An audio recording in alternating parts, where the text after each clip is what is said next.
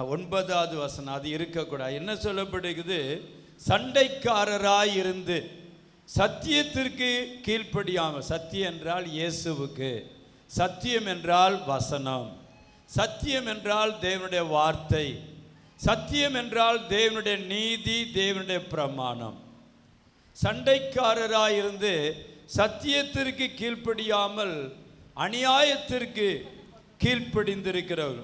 சத்தியத்திற்கு கீழ்ப்படியலைன்னா அநியாயத்திற்கு கீழ்ப்படும். ஒன்று ஆண்டவருக்கு கீழ்ப்படியணும், அவருடைய வசனத்துக்கு கீழ்ப்படியணும்.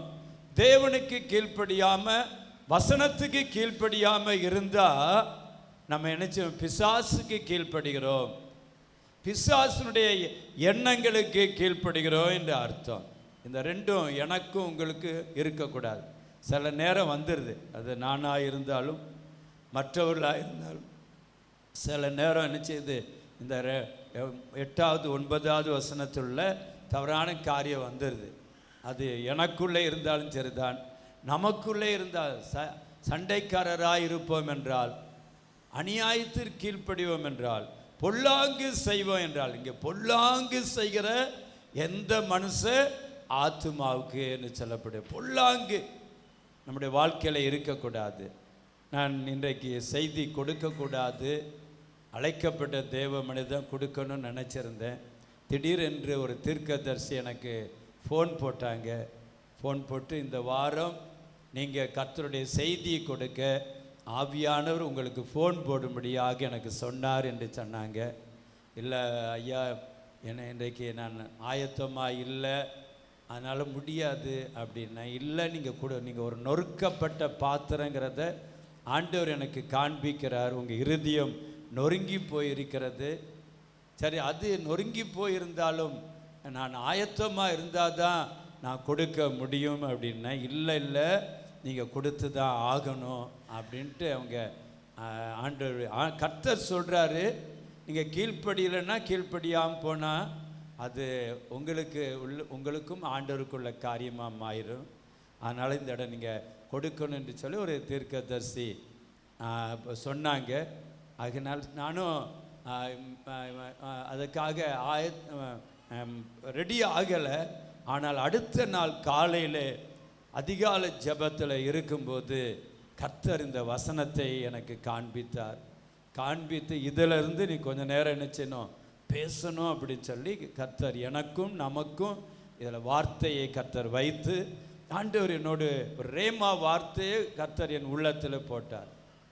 அதுவரை இன்றைக்கு நான் பேசுவேன்னு நினைக்கல. வர்ற ஊழியர்களுக்கே கனப்படுத்தணும் அப்படின்னு சொல்லி நினைத்திருந்தேன். ஆனாலும் நான் கட்டாயப்படுத்தப்பட்ட ஒரு சூழ்நிலைக்குள்ளாக இருக்கிறேன். ஹல்லேலூயா. அதுவும் தேவ சித்தமாய் இருக்கிறதை நான் அறிந்து கொண்டேன். நான் சொன்னேன், கர்த்தர் ஒன்று என்னை ஆயத்தப்படுத்தணும், 2வது வார்த்தை கொடுக்கணும் அப்படின்னா சரி ஓகே அப்படின்னேன். அடுத்த நாளே கர்த்தர் கொடுத்தார். இன்று காலை வரை இது சம்பந்தப்பட்ட வார்த்தைகளை பைபிளை வாசிக்க அநேக வார்த்தைகளை கொடுத்தார். நான் எல்லாவற்றையும் சொல்ல நேரம் இல்லை.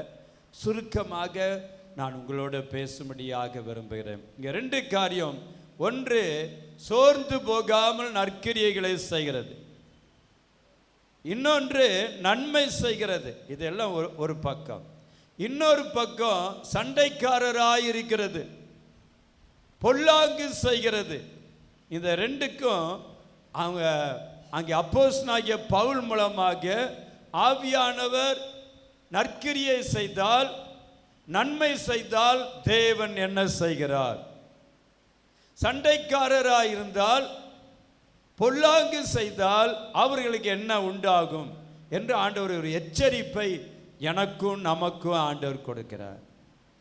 அப்போ ஆண்டவரே, என் வாழ்க்கையில் ஒரு நாளும் பொல்லாங்கு நினச்சிக்கிட்டு அது வந்துடக்கூடாது. ஆண்டவர் இயேசு கிறிஸ்து அங்கே 2 நாளாகமம் 7ஆம் அதிகாரம் 13-14 வசனங்களில் ஆண்டவர் தம்முடைய ஜனத்திற்கு, நாமம் தரிக்கப்பட்ட ஜனங்கள் எப்படி ஜெபிக்கணும், நான் தேசத்தில் மழை இல்லாதபடிக்கு அல்லது கொள்ளை நோய் கொடுக்கும்போது அல்லது மிருகங்கள் வரும்போது, ஆபத்து வரும்போது, நான் வானத்தை அடைத்து மழையை தடுக்கும்போது, பல காரியங்கள் உண்டாகும்போது அவங்க என்ன செய்யணும் என்றால், என் நாமம் தரிக்கப்பட்ட என் ஜனங்கள் தங்களை தாழ்த்தி ஜெபம் பண்ணி என் முகத்தை தேடி தங்கள் பொல்லாத வழிகளை விட்டு திரும்பினால், அப்படிங்க பொல்லாத வழி யாருக்கு? உலக பிரகாரமாக ஒரு மனிதனுக்கு அல்ல, ஆண்டவர் எனக்கும் உங்களுக்கும் தான். அவங்க தங்கள் பொல்லாத வாழ்க்கையை விட்டு பொல்லாத வழியை விட்டு அவங்க மனம் திரும்பினால் நான் நினைச்சுவேன், ஜெபத்தை கேட்பேன், பாவத்தை மன்னிப்பேன், சேமத்தை கொடுப்பேன். அவ்வப்போது நானும் நீங்களும் நம்மளை ஆராய்ச்சி பண்ணி பார்க்கணும். குடும்பத்தில், வேலை பார்க்கிற இடத்துல, படிக்கிற இடத்துல, வாழ்கிற இடத்துல நம் மூலமாக மற்றவர்களுக்கு இயேசுவை போல நன்மை உண்டாகிறதா?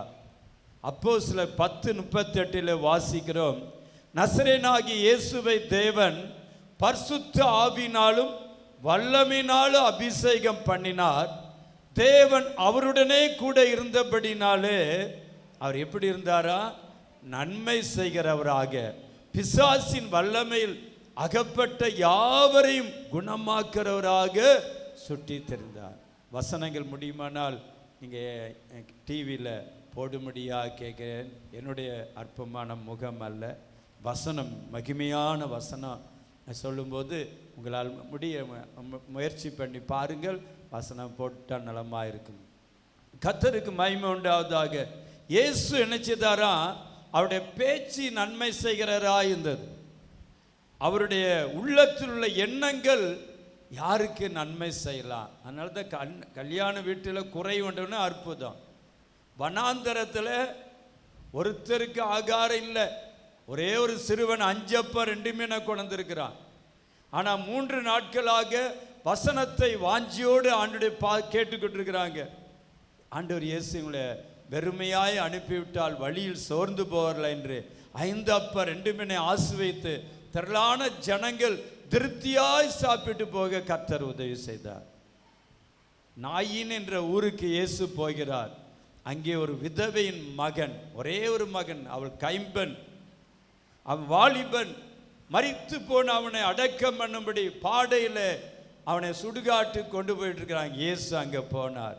சிறியே அழாதே, அவருடைய கண்ணீரை மாற்ற, அவருடைய அழுகையை மாற்ற பாடையை தொடுகிறார். வாலிபனே எழுந்திரு என்று வாலிபனை இயேசு எழும்ப வைத்தார். எங்கெல்லாம் போனாரோ, பெதஸ்தா குளத்தண்டை போகிறார். பாவத்தினாலே அக்கிரமத்தினாலே 38 வருஷமாக அந்த பெதஸ்தா குளத்தை தேவதூதன் வந்து கலக்கும் போது யார் முந்தி இறங்குவானோ அவன் சுகமாவான். இங்கே அவன் போக முடியல, அவனுடைய சரீர வியாதி நிமித்தம் எழும்பி போக முடியல. அவனுக்கு ஃபஸ்ட்டு கொண்டு போய் தூக்கிட்டு போய் தேவதூதன் கலக்கணுன்னா முதல்ல யார் என்ன சுகமாவன், கொண்டு போய் விடுறதுக்கு யாரும் இல்லை. ஆனால் உதவியற்ற அவனை, மனித உதவியற்ற அவனை, பாவத்தினால் 38 ஆண்டு வியாதிப்பட அவனை தேடி இயேசு போயிச்சார். படுக்கை எடுத்துக்கொண்டு நட, சொஸ்தமாக வேண்டி விரும்புகிறாயா என்று குணமாக்கினார். வியாதி எல்லாருக்கும் பாவத்தினால் வரணும்னு நினச்சிடக்கூடாது. யோபு போல சிலருக்கு வியாதிகள் வரலாம், ரெட்டிப்பான நன்மைக்காக. எப்பாப்ராத்தியத்து போல, எப்பாப்ரா வந்தது போல நினைச்சலாம், ஊழியத்தின் நிமித்தம் வியாதி வரலாம். அங்கே தாவீது சொல்ற, ஒருவன் என்னை பார்க்க வந்தால் வஞ்சனையாய் பேசுகிறான். அங்கே சங்கீதம் 41 தாவீது சொல்ற, தீரா வியாதி அவனை பிடித்து கொண்டது, படுக்கையில் கிடைக்கிற இனி அவன் எழுந்திருப்பதில்லை என்கிறார்கள். 41ஆம் சங்கீதத்தில் தாவீது தன்னை குறித்து அங்கே சொல்வதை பார்க்கிறான். அதனால அருமையான தேவனுடைய பிள்ளைகளை, இயேசு எங்கெல்லாம் போனாரோ அங்கெல்லாம் அவர் என்ன செய்தார்? நன்மை செய்கிற. நம்ம ஒரு இடத்துல நிற்கிறோமா, நம்மளமாக அங்கே நன்மை உண்டாகணும். ஒரு ஆளை பார்க்குறோமா, அவங்களுக்கு நம்மளமாக நன்மை உண்டாகணும். சர்ச்சில் வந்து நிற்கிறோமா, நம்மளமாக நன்மை உண்டாகணும். நம்ம நன்மை செய்கிறவர்களாக இருக்கு. இங்கே வாசிக்கிறோம், சோர்ந்து போகாமல், வசனத்துக்குள்ளே போகலாமா? சோர்ந்து போகாமல் நற்கிரியைகளை செய்ய. 7ஆம் வசனம் வாசிப்போமா எல்லாரும்? சோர்ந்து போகாமல் நற்கிரியைகளை செய்து மகிமையும் கனத்தையும் அழியாமை தேடுகிறவர்களுக்கு என்ன செய்வாரா? நித்திய ஜீவனை ஆண்டவர் அளிப்பார். ஹல்லேலூயா. எதை தேடணுமா? மகிமையும் கனத்தையும் அழியாமே தேடுகிறவர்களுக்கு நித்திய ஜீவனை அளிப்பார். இன்னொரு வசனம் பார்க்கலாம். செப்பனியா நினைக்கிறேன், செப்பனியா 2ஆம் அதிகாரம், 2ஆம் அதிகாரம், அதாவது 1087வது பக்கம், பழைய ஏற்பாட்டில் 1087வது பக்கம், 2ஆம் அதிகாரம் 3 வசனங்களை வாசிக்கிறேன். விரும்பப்படாத ஜாதியே, கட்டளை பிறக்கும் முன்னும் பதரை போல், கட்டளை பிறக்கும் முன்னும் பதரை போல நாள் பறந்து போகும் முன்னும் கர்த்தருடைய கோபம் உங்கள் மேல் இறங்கும் முன்னும் கர்த்தருடைய கோபத்தின் நாள் உங்கள் மேல் வரும் முன்னும். இங்கே வாசிக்கிறோம், கட்டளை பிறக்கும் முன்னும், பதரை போல நம்முடைய நாள் வேகமாக சொப்பனம் போல பறந்து போகும் முன்னும் கர்த்தருடைய உக்கிர கோபம் நம்மேல் இறங்கும் முன்னும் கர்த்தருடைய கோபத்தினால் உங்கள் மேல் வரும் முன்னும். இந்த வர்றதுக்கு முன்னாலே என்னெல்லாம் செய்யணும்? நீங்கள் உங்களை உய்த்து ஆராய்ந்து சோதியுங்கள்.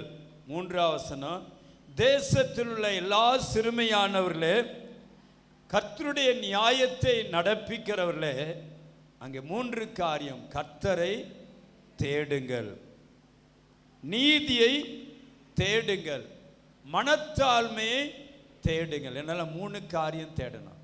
அங்கே ரோமர் 2:7 வாசித்த எதை தேடணுன்ட்டு இங்கே வாசிக்கிறோம். கர்த்தரை தேடுங்கள், நீதியை தேடுங்கள், மனத்தாழ்மையை தேடுங்கள், அப்பொழுது ஒருவேளை கர்த்தருடைய கோபத்தின் நாளிலே என்ன செய்வீங்க? மறைக்கப்படுவீர்கள். ஹல்லேலூயா. அங்கே வாசிக்கிறோம் ரோமர் 2ஆம் அதிகாரத்தில் அங்கே வாசிக்கிறோம், எதை தேடுகிறவர்களுக்கு சோர்ந்து போகாமல் நற்கிரியைகளை செய்து, எதை தேடுறவங்களுக்கு மகிமையும் கனத்தையும் அழியாமை தேடுகிறவர்களுக்கு ஆண்டவர் என்ன செய்வாரா?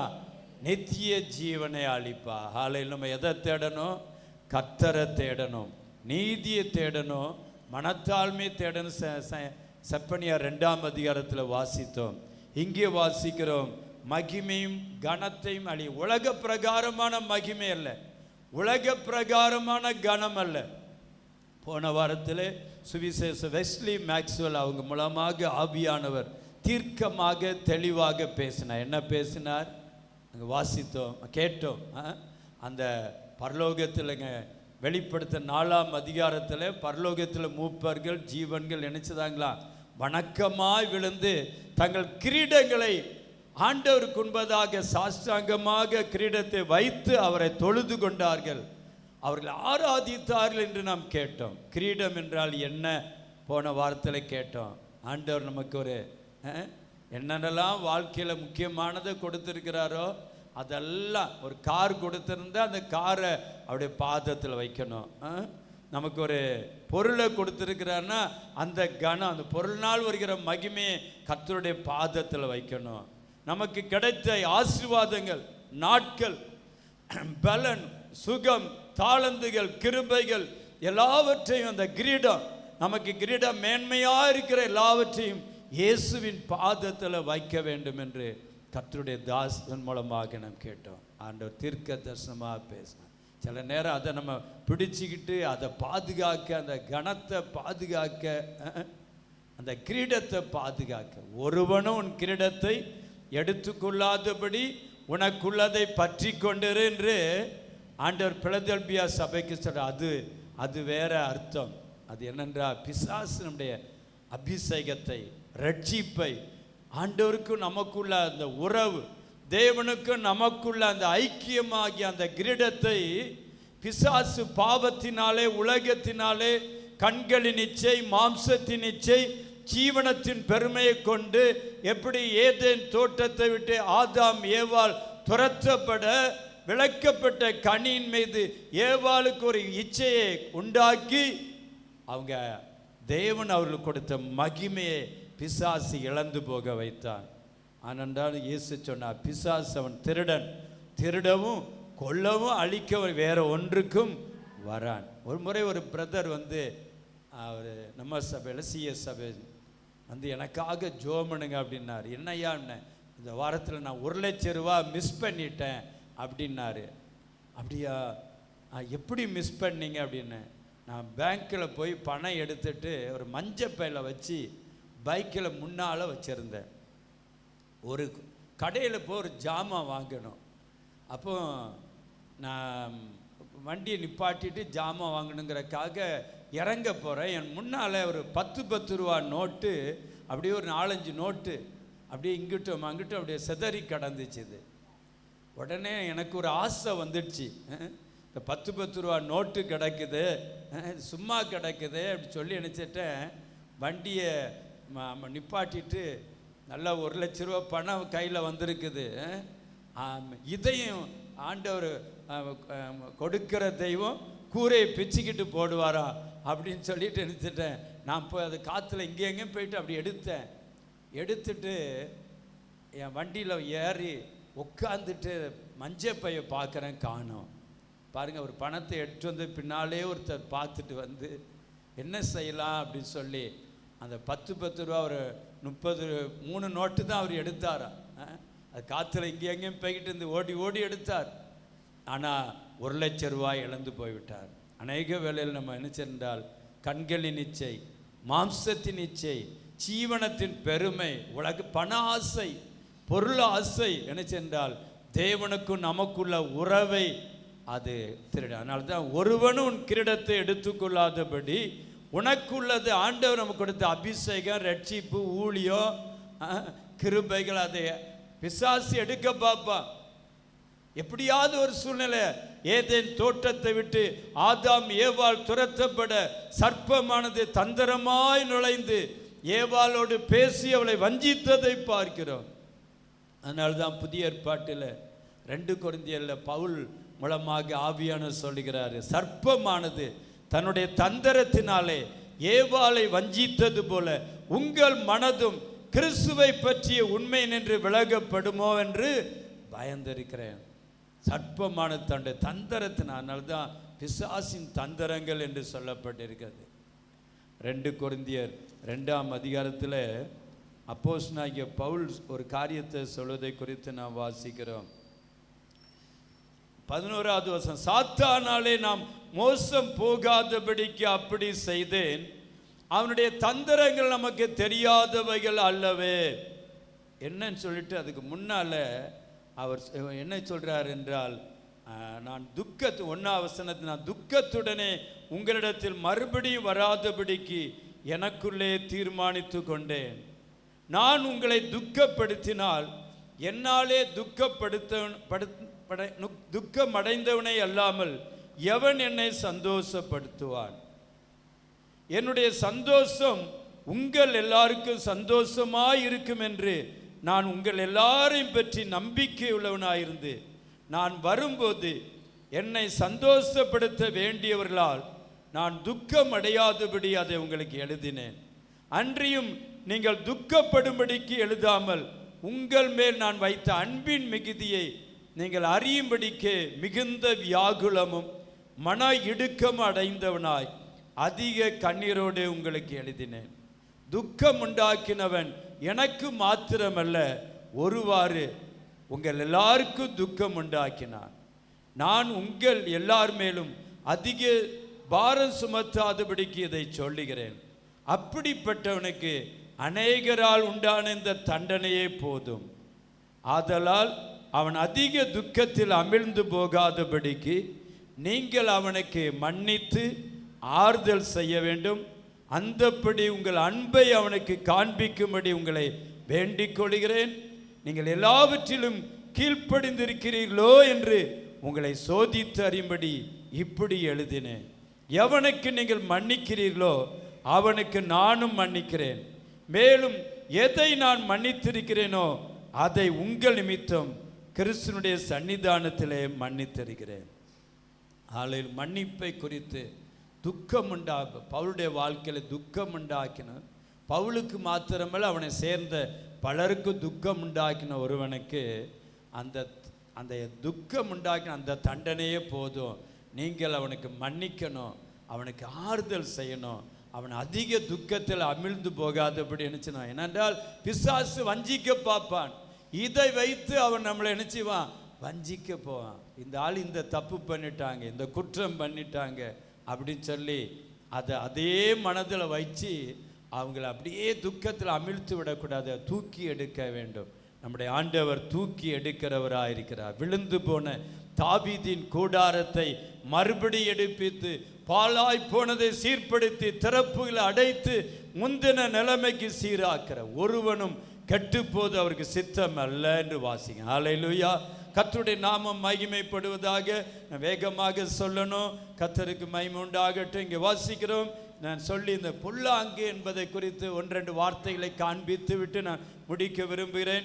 7ஆம் வசனத்திலே, சோர்ந்து போகாமல் நற்கிரியைகளை செய்து மகிமையும் கனத்தையும் அழியாமை தேடுகிறவர்களுக்கு நித்திய ஜீவனை கர்த்தர் அளிப்பார். 9வது வசனம், முன்பு யூதரிலும் பின்பு கிரேக்கரிலும், மன்னித்துக் கொள்ளுங்க, 10வது வசனம், முன்பு யூதரிலும் பின்பு கிரேக்கரிலும் எவன் நன்மை செய்கிறானோ அவனுக்கு மகிமையும் கனமும் சமாதானம் உண்டாகும். அப்போ நம் மூலமாக நம்முடைய பேச்சினாலே மற்றவங்களுக்கு நன்மை. ஒரு இடத்துக்கு போகிறோன்னா நம்மள நன்மை. நம்மகிட்ட ஒன்றுமே இல்லாமல் யாருக்கும் செய்ய முடியாது. நமக்கு ஒரு பலன் இருக்குதா, ஒரு ஆள் ரோட்டில் விழுந்து கிடக்காங்களோ தூக்கி விடுவோம். நம்ம ஒரு வாகனத்தில் போகிறோமா, ஒருத்தங்க கை நீட்டி எங்களை அங்கே கொண்டு விடுங்கன்னா அவங்களுக்கு இயேசுவின் அன்பை நம்ம நினச்சணும் காட்ட வேண்டும். நம்மகிட்ட கொஞ்சம் பணம் நிறையா இருக்குதா, ஒருத்தங்க பணம் இல்லாமல் ஒருத்தங்க கஷ்டப்படுறாங்களா, அவங்களுக்கு நம்மளால் இயன்றதை என்ன செய்யணும், செய்யணும். ஏதாவது ஒரு நன்மையை நம்ம செய்து கொண்டே இருக்கணும். மிஷனரி ஊழியங்களுக்கு, சுவிசேஷ ஊழியங்களுக்கு, ஏழைகளுக்கு, திக்கற்றவங்களுக்கு, விதவைகளுக்கு, அனாதைகளுக்கு, வியாதியஸ்தருக்கு, தேவை உள்ளவங்களுக்கு நம்ம வார்த்தையை அவங்களுக்கு ஆறுதல் செய்யணும். கடந்த முறை என்னுடைய பிள்ளைகள் எல்லாரும் பல ஊர்லேருந்து வந்தாங்க. எதற்காக அவங்க வந்தாங்கன்னா, ஒன்று அம்மாவுக்காக, அத்தைக்காக ஜெபிக்கணும். 2வது பாஸ்டர் தம்பி ஜான்சன், தம்பி தீமோத்தை நினச்சி சோர்ந்து போயிருப்பாங்க, ஊழியத்தில் அவங்களுக்கு உதவி செய்யணும். இந்த ஒரு நோக்கத்தோடு தான் வந்தாங்க. அவங்களுக்கு உதவி ஒரு சில வாரங்கள் இருந்து இருக்கிற நாட்களில் அவங்களுக்கு நினச்சின உதவி, வேறு எந்த நோக்கத்துக்கும் வரலை. சிலர் அதை தப்பாக புரிஞ்சுக்கிட்டாங்க. அருமையான தேவ பிள்ளைகளை, கர்த்தருக்கு மகிமை உண்டாகட்டும். நம்ம என்ன காரியம் செய்தாலும் நம்ம நன்மை செய்கிறவர்களாக இருக்கணுமா. சில நேரம் சோர்வு உண்டாயிரும். என்ன நமக்கு நன்மை செய்து என்று ஆண்டவர் சொல்கிறார், தீமை செய்து பாடு அனுபவிப்பதை பார்க்கலும் நன்மை செய்து பாடு அனுபவிப்பது தேவனுக்கு முன்பாக அது பிரியமாக இருக்குது, அதுதான் உகந்ததாக இருக்குது. சிலர் நன்மையும் செய்ய மாட்டாங்க, தீமையும் செய்ய மாட்டாங்க, தாங்க உண்டு. அப்படி இல்லை, நம்ம தீமை செய்யக்கூடாது, நன்மை செய்யணும். ஆண்டவர் காயின் இடத்துல ஆதியாகமம் 4ஆம் அதிகாரத்தில் கர்த்தர் சொல்றார், நீ நன்மை செய்தால் உனக்கு மேன்மை இல்லையோ, நன்மை செய்யாதிருந்தால் பாவோன் வீட்டு வாசற்படியிலே படுத்து. யாக்கோபிலே வாசிக்கிற ஒருவன் நன்மை செய்ய அறிந்தவனாயிருந்தும் அதை செய்யாமல் போனால் அது அவனுக்கு பாவம். நன்மைன்னா என்னது? நல்லா செபிக்கிறது ஒரு நன்மை தான். நீங்கள் வாசி பார்த்தீங்கன்னா நன்மை குறித்து மீகாவில் ஒரு வசனம் உண்டு, அதை நான் உங்களுக்கு காண்பிக்கும்படியாக விரும்புகிறேன். சோத்திரம் சோத்திரம். 1079வது பக்கம் மீகா, பழைய ஏற்பாட்டில் 1079வது, மீகா 6ஆம் அதிகாரம் 8வது வசனம். மனுஷனே, நன்மை இன்னதென்று அவர் உனக்கு அறிவித்திருக்கிறார். நியாயம் செய்து இரக்கத்தை சிநேகித்து உன் தேவனுக்கு முன்பாக மனத்தாழ்மையாய் நடப்பதை அல்லாமல் வேற எண்ணத்தை கர்த்தர் உன்னிடத்திலே கேட்கிறார். மனுஷனே, நன்மை இன்னதென்று ஆண்டவர் இங்கே மீகா தீர்க்கதரிசியை கொண்டு சபைக்கு, இஸ்ரவேல் ஜனங்கள் சொல்ல, நன்மை இன்னதென்று அவர் உனக்கு அறிவித்திருக்கிறார். அது என்னதான்? 3 காரியம். நியாயம் செய்யணும். நம்ம வாழ்க்கையில் ஒரு நாளும் அநியாயம் காணப்படக்கூடாது. அநியாயம், டென்ஷன் வரும், ஆனாலும் அநியாயம், யார் மேலேயா கோபம் வரும். அப்படி தப்பி தவறி நம்ம கோபப்பட்டாலும் ஒரே செகண்டில் நம்ம என்ன சென்றால் மனம் திரும்பணும். அப்படியே கோபத்தை, மனைவி இப்படி பேசிட்டா, என் கணவர் இப்படி பேசிட்டார், என் பிள்ளைகள் இப்படி பேசிட்டாங்க, எங்கள் அப்பா இப்படி பேசிட்டாங்க அப்படின்னு சொல்லி கசப்பை உள்ள வைக்கக்கூடாது. எபிரேயர் 12ஆம் அதிகாரத்தில் வாசிக்கிறோம், யாதொரு கசப்பான வேர் முளைத்து எழும்பி கலக்கம் உண்டாகிறதுனால் அநேகர் தீட்டுப்படாதபடி. கிருபையை ஏன் இழந்து விடுகிறோம்? அநேக தீட்டுப்படாங்களா? யாதொரு கசப்பான வேர் எனக்குள்ளாக, நமக்குள்ளாக, தேவ பிள்ளைகளுக்குள்ளாக முளைத்தெழும்பக்கூடாது. கசப்பு. அதனால்தான் ஆண்டவர் சொல்றார், புறாக்களை போல கபடற்றவர்களாக என்ன செய்யுங்க, இருங்கள். புறாக்கள் அந்த கசப்பு, அந்த பித்த பை கிடையாது. கோழிக்கு உண்டு, மிருகத்துக்கு, ஆடுக்கு உண்டு, மாடுக்கு உண்டு. ஆனால் புறாக்குள்ள மாத்திரம் இந்த பித்தப்பை கிடையாது, அந்த கசப்பு கிடையாது. அதனால தான் ஆண்டவர் சொல்றார், புறாக்களை போல கபடற்றவர்களாயிருங்க.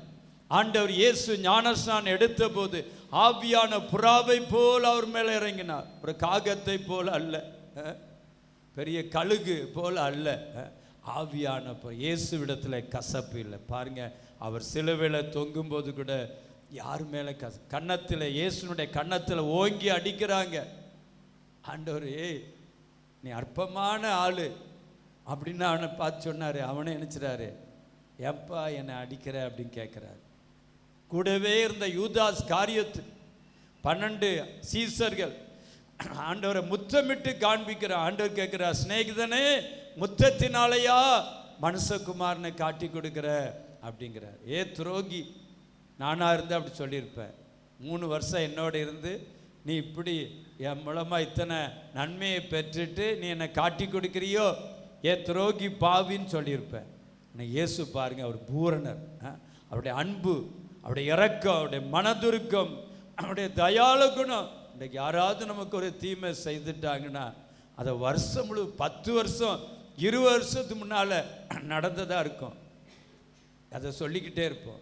மனுஷன் எதை விதைக்கிறானோ அதையே அறுப்பான். நம்ம ஒன்று சொன்னால் அப்புறம் நம்ம சொன்னதை அநேகர் நினைச்சுவாங்க, சொல்ல வேண்டியதாக இருக்கும்.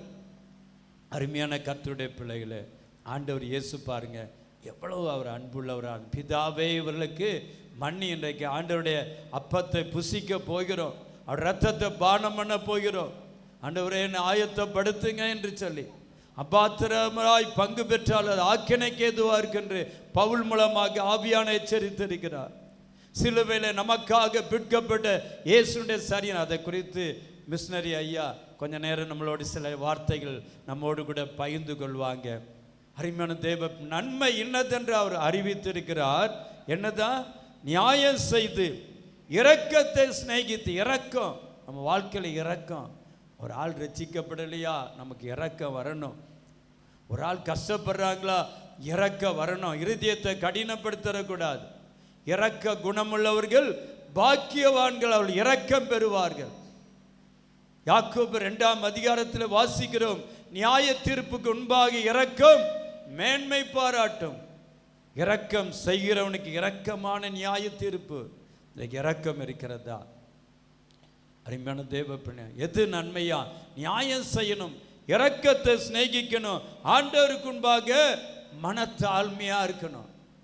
நம்மிடத்துல தாழ்மை இருந்துச்சுன்னா, ஏதாவது ஒரு குற்றம் குறை இருந்துச்சுன்னா கொஞ்ச நேரம் நம்மளால இருக்க முடியாது. 1 சாமுவேல் 24ஆம் அதிகாரத்தில் தாவீது பாருங்க, சவுல் தன்னுடைய மாமா தன்னை இராணுவத்தோடு கொல்ல வந்த, அழிக்க வந்த தன்னுடைய சொந்த மாமா பாருங்க, அவருடைய சால்வை தொங்கலை அறுத்துக்கிறாரு. அவருடைய மனது அடிக்குது, வேதனைப்படுறார், துக்கப்படுறார். அவனோடு கூட போர்ச்சேவர்லாம் சொல்றாங்க, உன் சத்துரு ஆண்டவர் உன் கையில் ஒப்பு கொடுத்தார், உனக்கு இஷ்டப்படி செய்யன்னு சொல்லி ஆண்டவர் ஏற்கனவே சொல்லியிருக்கிறாரு, செய்துரு, ஒரேடியை தீட்டிடுவோம். இந்த பவுல் நாள் வருகிற, இந்த சவுளி நாள் வருகிற உபத்திரவம் இதோடு நின்றோம். நம்ம கையில் அவர் எக்கச்சக்கமாக மாட்டிட்டாரு, கொன்று போட்டுருவோம். ஆனால் தாவீது அதுக்கு இடம் கொடுக்கல. கர்த்தர் அபிஷேகம் பண்ணினவர் மேல் என் கையை போட மாட்டேன், அவன் தடுத்து விடுவதை குறித்து நாம் பார்க்கிறோம். தாவீதுடைய மனம் ஏன் கர்த்தர் தாவீதை தன் இருதயத்துக்கு ஏற்றவனாக கண்டார் என்றால், அவனுடைய இருதயம் பாவம், அவனுடைய வாழ்க்கையில குறைவு வந்தது, குற்றங்கள் வந்தது. நேற்று தினம் ஒரு தேவ மனிதர் சொன்னாங்க, சங்கீதம் 6ஆம் சங்கீதம் 38ஆம் சங்கீதம் 51ஆம் சங்கீதம் 102ஆம் சங்கீதம் 130ஆம் சங்கீதம் பாவத்தை அறிக்கையிட்டு தன் பாவங்களை மறைக்கிறவன் வாழ்வடைய மாட்டான், அவைகளை அறிக்கை செய்து விட்டு விடுகிறவனோ இரக்கம் பெறுவான். இயேசு கிறிஸ்துவின் ரத்தம் சகல பாவங்களை நீக்கி நம்ம சுத்திகரிக்கும். ஒரு பெரிய சப்ஜெக்ட், அது போய்கிட்டே இருக்கும், நேரம் காணாது. நான் முடிக்க விரும்புகிறேன். நியாயம் செய்து இரக்கத்தை சிநேகித்து தேவனுக்குன்பாக மனத்தாழ்மையாய் நடப்பதே இல்லாமல் வேற எண்ணத்தை உன்னிடத்தில் கேட்கிறார். யாருக்கு நித்திய ஜீவனை அளிப்பாரா? சோர்ந்து போகாமல் நற்கிரியைகளை செய்கிறவர்கள். யாருக்கு மகிமையும் கனமும் சமாதானம் உண்ட மகிமை கனம் 1000 பேர் நம்முடைய உயர்வை தடுத்தாலும் நம்ம நன்மை செய்கிறவங்களா இருந்தால் நம்மளை மகிமை கனம் சமாதானம் உண்டாகும். இவங்க எனக்கு என்னுடைய முன்னேற்றத்துக்கு தடையாக இருக்கிறாங்க, இவங்க என்னுடைய உயர்வுக்கு, அது யாரையும் நமக்கு சொல்ல வேண்டியதில்லை. நமக்கும் தேவனுக்கு இடையில லைன் கிளியராக இருந்தால் போதும். ஆனால் தான் மத்தேயு 5ஆம் அதிகாரத்தில் ஆண்டவர் சொல்கிறாரு, ஆண்டவர் தன் சகோதரனை நியாயமில்லாமல் கோபித்து கொள்பவன் நியாய தீர்ப்புக்கு ஏதுவாயிருப்பான், தன் சகோதரனை மூடனே என்று சொல்லுகிறவன் எரி நரகத்துக்கு ஏதுவாயிருப்பான். ஆண்டவர் சொல்கிறார், நீ பலிபீடத்தில் உன் காணிக்கையை செலுத்த வரும்போது உன் பேரில் உன் சகோதரனுக்கு குறை உண்டு என்று நினைவு கூறுவாயாகில் முதலாவது நீ போய் உன் சகோதரனோட ஒப்புரவாகி பின்பு வந்து காணிக்கையை செலுத்து. தாவீதுடைய மனது அப்படிதான். சொந்த மாமா சால்வை மலை ஜலாதிக்கு போகிற சால்வையை தான் அடுத்து வர்றாரு. அவனுக்கு போர்ச்சாலும் ஒரேடியாக போட்டு தள்ளிடுங்கிறாங்க, இன்றைக்கு அவரை வெட்டி போட்டுருவாங்க. ஆனால் அவர் விடலை. அதுதான், அதனால தான் தாவீது கர்த்தருடைய இருதயத்திற்கு ஏற்றவனாய் நம்ம வாழ்க்கையில் யாரையாவது நம்ம தவறாக சொல்லியிருப்போன்னா என்ன செய்யணும்? மன்னிப்பு கேட்கணும், ஒப்புரவாகிடணும். ஒப்புரவு ஆகும்போது கர்த்தர் சந்தோஷப்படுவார்.